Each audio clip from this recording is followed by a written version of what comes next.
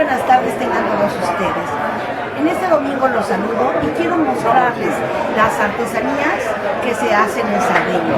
Vamos a comenzar con esta vasija de barro muy bien elaborada. Y vamos a ver diferentes materiales que sirven para ensaladeras o bien para poner la carne. Aquí vemos, muchas veces estos son los que se utilizan como tapones para las botellas. Vamos a ver diferentes que inclusive me han comentado que también sirven para hacer algunos juegos. Aquí vemos se pone fruta, carnes.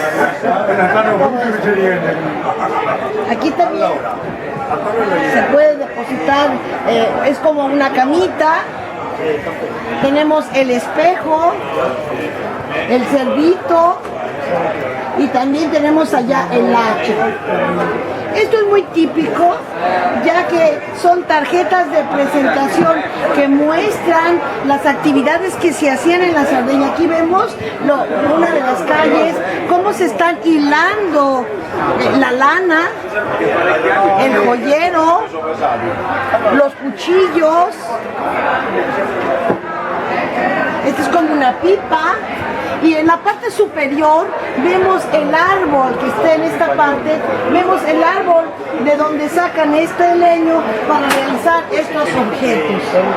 Cómo lo están trabajando, aquí está, cómo lo cortan, cómo van sacando las partes. Un trabajo sumamente minucioso.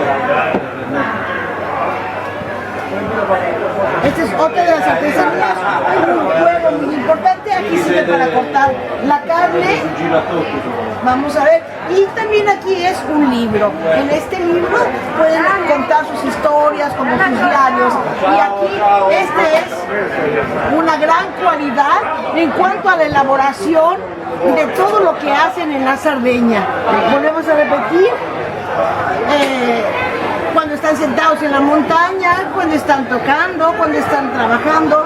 Y en la parte de aquí abajo vamos con el nuraghi y con la típica música sarda. Bueno, pues espero que les guste toda esta artesanía, que realmente es un regalo para todos ustedes. Un beso, un abrazo desde Cruzaz. Hasta la próxima.